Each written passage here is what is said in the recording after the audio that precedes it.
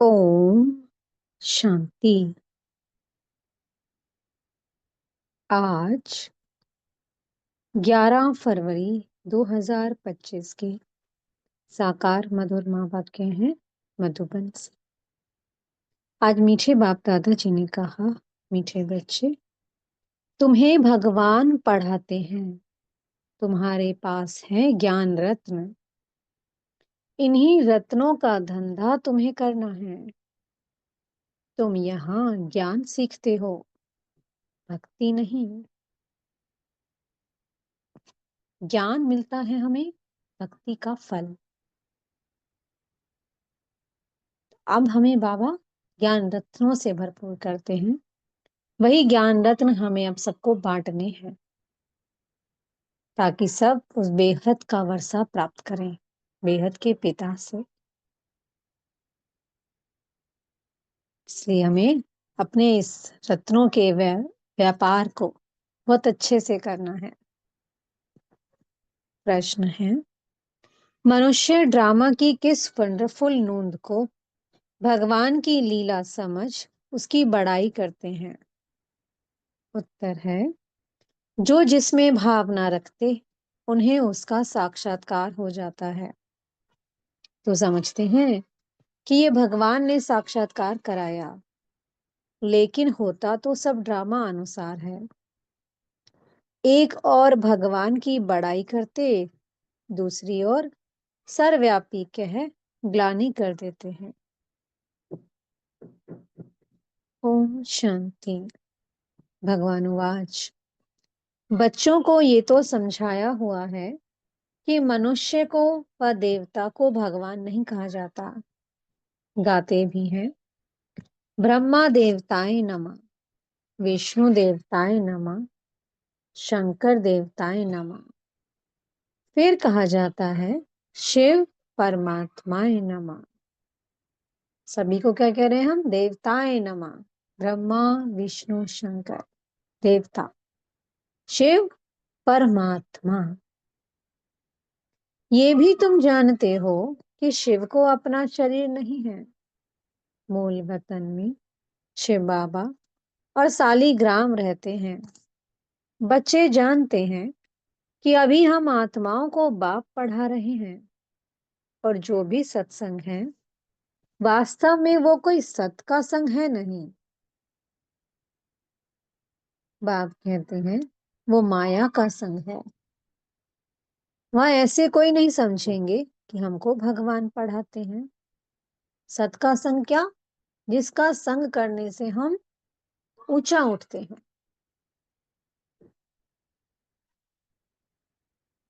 हमें बेहद की कामयाबी मिलती है, बेहद का वर्षा मिलता है। वो मिलता है हमें इस ज्ञान योग की, इस राजयोग की पढ़ाई से, सत का संग करने से। या स्वयं भगवान हमें पढ़ा रहे हैं। वहां ऐसे कोई नहीं समझेंगे कि हमको भगवान पढ़ाते हैं। गीता भी सुनेंगे तो श्री कृष्ण भगवान वाच समझेंगे। दिन प्रतिदिन गीता का अभ्यास कम होता जाता है, क्योंकि अपने धर्म को ही नहीं जानते। श्री कृष्ण के साथ तो सभी का प्यार है, श्री कृष्ण को ही झुलाते हैं। अब तुम समझते हो, हम झुलाएं किसको? बच्चे को झुलाया जाता है, बाप को तो झुला ना सके। तुम शिव बाबा को झुलाएंगे।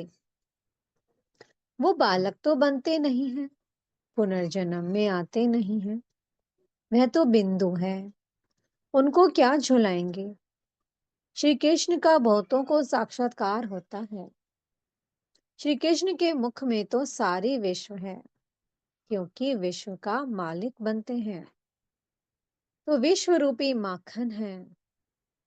वो जो आपस में लड़ते हैं, वह भी सृष्टि रूपी माखन के लिए लड़ते हैं कि हम क्या बन जाएं? सृष्टि के मालिक बन जाएं, राजा बन जाएं। लेकिन बाबा कहते हैं ये लॉ नहीं कहता। तो आपस में दो बिल्ले लड़ते हैं और माखन मिल जाता है भारत को। तभी तो श्री कृष्ण के मुख में माखन दिखाया। समझते हैं कि हम जीत पा लें, श्री कृष्ण के मुख में माखन का गोला दिखाते हैं। ये भी अनेक प्रकार के साक्षात्कार होते हैं, परंतु अर्थ कुछ भी नहीं समझते हैं। यहाँ तुमको साक्षात्कार का अर्थ समझाया जाता है।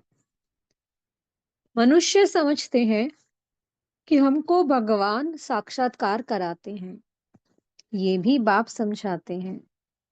जिसको याद करते हैं, समझो कोई श्री कृष्ण की नौधा भक्ति करते हैं तो अल्प काल के लिए उनकी मनोकामना पूरी होती है। ये भी ड्रामा में नोंद है। ऐसे नहीं कहेंगे कि भगवान ने साक्षात्कार कराया।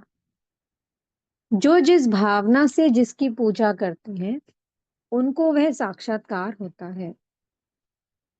ये ड्रामा में नोंद है। ये तो भगवान की बड़ाई की है कि वो साक्षात्कार कराते हैं। एक तरफ इतनी बड़ाई भी करते और दूसरी तरफ फिर कह देते कि पत्थर टिक्कर में भगवान है। कितनी अंधश्रद्धा की भक्ति करते हैं। समझते हैं बस श्री कृष्ण का साक्षात्कार हुआ, श्री कृष्णपुरी में हम जरूर जाएंगे। परंतु श्री कृष्णपुरी आए कहां से? ये सब राज बाप तुम बच्चों को अब समझाते हैं। श्री कृष्णपुरी की स्थापना हो रही है। ये है कंसपुरी। कंस, अकासुर, बकासुर, कुंभकर्ण, रावण, ये सब असुरों के नाम हैं। शास्त्रों में क्या क्या बैठ लिखा है ये भी समझाना है कि गुरु दो प्रकार के हैं। एक है भक्ति मार्ग के गुरु, वो भक्ति ही सिखलाते हैं। ये बाप तो है ज्ञान का सागर, इनको सतगुरु कहा जाता है। ये कभी भक्ति नहीं सिखलाते, ज्ञान ही सिखलाते हैं। मनुष्य तो भक्ति में कितना खुश होते हैं, झांझ बजाते हैं। बनारस में तुम देखेंगे कि सब देवताओं के मंदिर बना दिए हैं। ये सब है भक्ति मार्ग की दुकानदारी, भक्ति का धंधा। और तुम बच्चों का धंधा है ज्ञान रत्नों का। इनको भी व्यापार कहा जाता है। बाप भी रत्नों का व्यापारी है। तुम समझते हो ये रत्न कौन से हैं? इन बातों को समझेंगे वही जिन्होंने कल्प पहले समझा है, दूसरे समझेंगे ही नहीं। ये भी ड्रामा की नोट है, क्योंकि बनी बनाई बन रही। समझेंगे भी वही जिन्होंने कल्प पहले समझा है, वही विजयी रतन बनते हैं, वही विश्व के राजा बनते हैं। और जो समझेंगे ही नहीं वो इस व्यापार को कर ही नहीं सकते।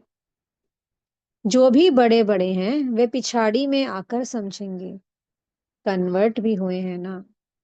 एक राजा जनक की कथा सुनाते हैं। जनक फिर अनुजनक बना। जैसे कोई का नाम श्री कृष्ण है तो कहेंगे तुम अनुदैवीय श्री कृष्ण बनेंगे।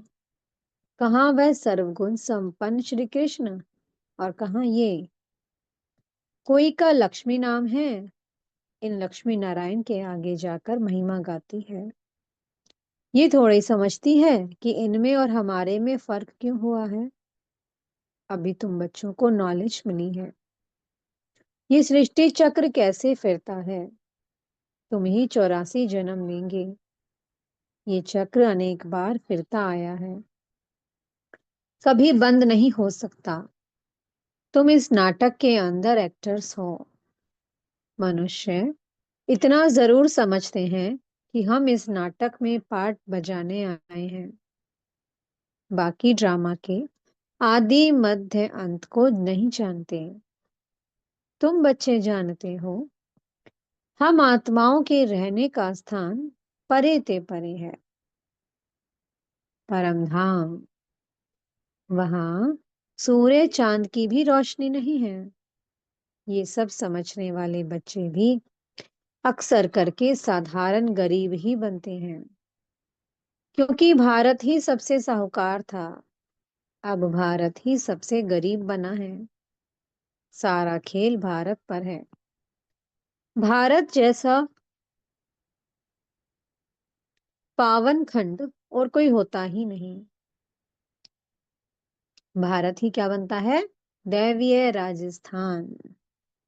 तो इसलिए भारत जैसा कोई भी स्थान पवित्र नहीं। पावन दुनिया में पावन खंड होता है और कोई खंड वहां होता ही नहीं। बाबा ने समझाया है, ये सारी दुनिया एक बेहद का आइलैंड है, जैसे लंका टापू है। दिखाते हैं, रावण लंका में रहता था। अभी तुम समझते हो कि रावण का राज्य तो सारी बेहद की लंका पर है। ये सारी सृष्टि समुद्र पर खड़ी है। ये टापू है, इस पर रावण का राज्य है। ये सब सीताएं रावण की जेल में हैं। उन्होंने तो हद की कथाएं बना दी हैं। ये है सारी बेहद की बात। बेहद का नाटक है।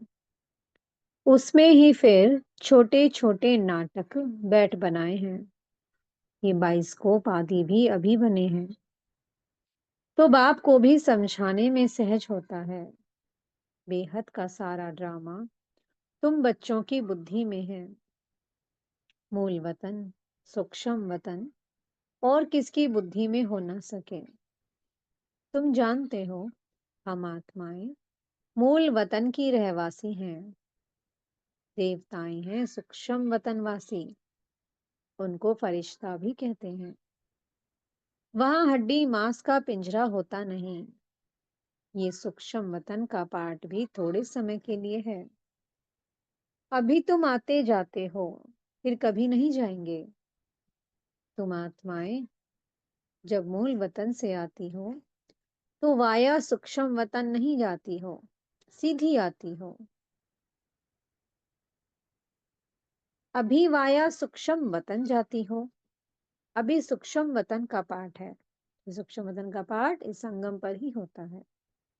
ये सब राज बच्चों को समझाते हैं। बाप जानते हैं कि हम आत्माओं को समझा रहे हैं। साधु संत आदि कोई भी इन बातों को नहीं जानते हैं। वे कभी ऐसी बातें कर ना सके।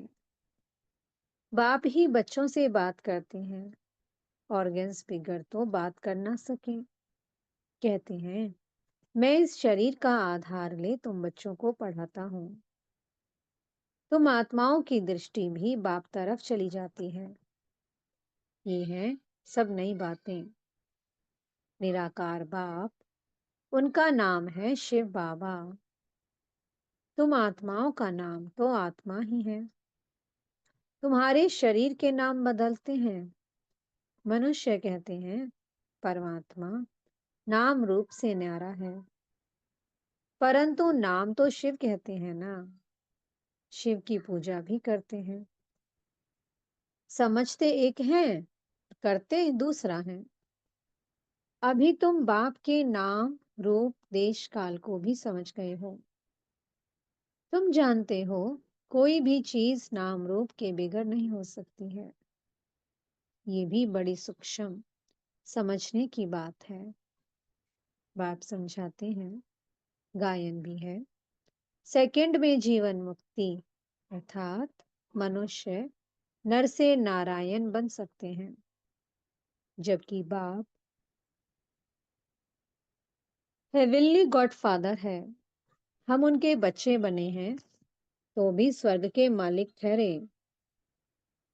परंतु ये भी समझते नहीं हैं। बाप कहते हैं, बच्चे तुम्हारी एम ऑब्जेक्ट ही ये है, नर से नारायण बनना। राजयोग है ना। बहुतों को चतुर्भुज का साक्षात्कार होता है। इससे सिद्ध है, विष्णुपुरी के हम मालिक बनने वाले हैं। तुमको मालूम है, स्वर्ग में भी लक्ष्मी नारायण के तख्त के पिछाड़ी विष्णु का चित्र रखते हैं। अर्थात विष्णुपुरी में इन्हों का राज्य है। विष्णु का चित्र रखते हैं, अर्थात वो है विष्णुपुरी और राज्य लक्ष्मी नारायण कर रहे हैं। तो लक्ष्मी नारायण का कंबाइंड स्वरूप विष्णु ही है। ये लक्ष्मी नारायण विष्णुपुरी के मालिक हैं। वो है श्री कृष्णपुरी और ये है कंसपुरी। ड्रामा अनुसार ये भी नाम रखे हुए हैं। बाप समझाते हैं, मेरा रूप बहुत सूक्ष्म है, कोई भी जान नहीं सकते। कहते हैं कि आत्मा एक स्टार है, परंतु फिर लिंग बना देते हैं, नहीं तो पूजा कैसे हो। रुद्र यज्ञ रचते हैं तो अंगूठे मिसल सालीग्राम बनाते हैं। दूसरी तरफ उनको अजब सितारा कहते हैं। आत्मा को देखने की बहुत कोशिश करते हैं, परंतु कोई भी देख नहीं सकते। रामकृष्ण विवेकानंद का भी दिखाते हैं ना। उसने देखा, आत्मा उनसे निकल मेरे में समा गई। अब उनको किसका साक्षात्कार हुआ होगा? आत्मा और परमात्मा का रूप तो एक ही है। बिंदी देखा, समझते कुछ नहीं है। आत्मा का साक्षात्कार तो कोई चाहते ही नहीं, चाहना रखते हैं कि परमात्मा का साक्षात्कार करें। वो बैठा था कि गुरु से परमात्मा का साक्षात्कार करें। बस कह दिया, ज्योति थी, वो मेरे में समा गई। इसमें ही वो बहुत खुश हो गया। समझा कि यही परमात्मा का रूप है। गुरु में भावना रहती है भगवान के साक्षात्कार की। समझते कुछ भी नहीं है। भला भक्ति मार्ग में समझाए कौन? अब बाप बैठ समझाते हैं। जिस जिस रूप में जैसी भावना रखते हैं, जो शक्ल देखते हैं, वो साक्षात्कार हो जाता है। जैसे गणेश की बहुत पूजा करते हैं तो उनका चैतन्य रूप में साक्षात्कार हो जाता है, नहीं तो उनको निश्चय कैसे हो। तेजोमय रूप देख समझते हैं कि हमने भगवान का साक्षात्कार किया, उसमें ही खुश हो जाते हैं। ये सब है भक्ति मार्ग। उतरती कला। पहला जन्म अच्छा होता है, फिर कमती होते होते अंत आ जाता है। बच्चे ही इन बातों को समझते हैं। जिन्होंने कल्प पहले ज्ञान समझाया है, उनको ही अब समझा रहे हैं। कल्प पहले वाले ही आएंगे, बाकी औरों का तो धर्म ही अलग है। बाप समझाते हैं, एक एक चित्र में भगवान वाच लिख दो। बड़ा युक्ति से समझाना होता है। भगवान वाच है ना, यादव, कौरव और पांडव क्या करत भय, उसका ये चित्र है। पूछो, तुम बताओ, अपने बाप को जानते हो? नहीं जानते हो तो गोया बाप से प्रीत नहीं है ना, तो विपरीत बुद्धि ठहरे। बाप से प्रीत नहीं तो विनाश हो जाएंगे। प्रीत बुद्धि विचंती, सत्यमेव जयते। इनका अर्थ भी ठीक है। बाप की याद ही नहीं तो विजय पा नहीं सकते। अभी तुम सिद्ध कर बतलाते हो, गीता शिव भगवान ने सुनाई है। उसने ही राजयोग सिखाया, ब्रह्मा द्वारा। ये तो श्री कृष्ण भगवान की गीता समझकर कसम उठाते हैं। उनसे पूछना चाहिए, श्री कृष्ण को हाजिर नाजिर जानना चाहिए व भगवान को? कहते हैं कि ईश्वर को हाजिर नाजिर जान सच बोलो। रोला हो गया ना, तो कसम भी झूठा हो जाता है। सर्विस करने वाले बच्चों को गुप्त नशा रहना चाहिए। नशे से समझाएंगे तो सफलता होगी। तुम्हारी ये पढ़ाई भी गुप्त है, पढ़ाने वाला भी गुप्त है। तुम जानते हो, हम नई दुनिया में जाकर ये बनेंगे। नई दुनिया स्थापन होती है महाभारत लड़ाई के बाद। बच्चों को अब नॉलेज मिली है, वो भी नंबरवार धारण करते हैं, योग में भी नंबरवार रहते हैं। ये भी जांच रखनी चाहिए, हम कितना याद में रहते हैं। बाप कहते हैं, ये अभी तुम्हारा पुरुषार्थ भविष्य 21 जन्मों के लिए हो जाएगा। अभी फेल हुए तो कल्प कल्पांतर फेल होते रहेंगे, उच्च पद पा नहीं सकेंगे। पुरुषार्थ करना चाहिए उच्च पद पाने का। ऐसे भी कई सेंटर्स पर आते हैं जो विकार में जाते रहते हैं और फिर सेंटर्स पर आते रहते हैं। समझते हैं कि ईश्वर तो सब देखता है, जानता है। अब बाप को क्या पड़ी है जो ये बैठ देखेगा। तुम झूठ बोलेंगे, विकर्म करेंगे तो अपना ही नुकसान करेंगे। ये तो तुम ही समझते हो। काला मुंह करता हूं तो उच्च पद पा नहीं सकूंगा। सो बाप ने जाना तो भी बात तो एक ही हुई। उनको क्या दरकार पड़ी है, अपनी दिल खानी चाहिए। मैं ऐसा कर्म करने से दुर्गति को पाऊंगा। बाबा क्यों बताए? हाँ, ड्रामा में है तो बतलाते भी हैं। बाबा से छिपाना गोया अपनी सत्यानाश करना है। पावन बनने के लिए बाप को याद करना है। तुमको यही फुरना रहना चाहिए कि हम अच्छी रीति पढ़कर कुछ पद पाएं। कोई मरा व जिया, उनका फुरना नहीं। फुरना रखना है कि बाप से वर्षा कैसे लेवें, तो किसको भी थोड़े में समझाना है। अच्छा, मीठे मीठे से की लधे बच्चों प्रति माता पिता बाप दादा का याद प्यार और गुड मॉर्निंग। रूहानी बाप की रूहानी बच्चों को नमस्ते। हम रूहानी बच्चों की मीठे मीठे रूहानी बाप दादाजी को बहुत बहुत याद प्यार, गुड मॉर्निंग और नमस्ते। धारणा के लिए मुख्य सूत्र है। पहला पॉइंट, गुप्त नशे में रहकर सर्विस करनी है। ऐसा कोई कर्म नहीं करना है जो दिल खाती रहे।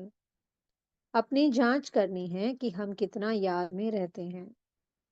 दूसरा पॉइंट है, सदा यही फिक्र रहे कि हम अच्छी रीति पढ़कर उच्च पद पाएं। कोई भी विकर्म करके, झूठ बोलकर अपना नुकसान नहीं करना है। मीठे सतगुरु जी वरदान दे रहे हैं। मन मना भव के मंत्र द्वारा सर्व दुखों से पार रहने वाले सदा सुख स्वरूप भव। जब किसी भी प्रकार का दुख आए तो मंत्र ले लो, जिससे दुख भाग जाएगा। स्वपन में भी जरा भी दुख का अनुभव ना हो। तन बीमार हो जाए, धन नीचे ऊपर हो जाए, कुछ भी हो, लेकिन दुख की लहर अंदर नहीं आनी चाहिए। जैसे सागर में लहरें आती हैं और चली जाती हैं, लेकिन जिन्हें उन लहरों में लहराना आता है वह उसमें सुख का अनुभव करते हैं। लहर को जंप देकर ऐसे क्रॉस करते हैं जैसे खेल रहे हैं। तो सागर के बच्चे सुख स्वरूप हो, दुख की लहर भी ना आए। स्लोगन है, हर संकल्प में दृढ़ता की विशेषता को प्रैक्टिकल में लाओ तो प्रत्यक्षता हो जाएगी। अब व्यक्तिशाली है। एकांत प्रिय बनो, एकता और एकाग्रता को अपनाओ। स्व उन्नति में, सेवा की उन्नति में एक ने कहा और दूसरे ने हाँ जी किया। ऐसे सदा एकता और दृढ़ता से बढ़ते चलो। जैसे दादियों की एकता और दृढ़ता का संगठन पक्का है, ऐसे आदि सेवा के रत्नों का संगठन पक्का हो। इसकी बहुत बहुत आवश्यकता है। ओम शांति। बहुत बहुत शुक्रिया प्यारे प्यारे हमारे मीठे मीठे बाप दादाजी का। ओम शांति।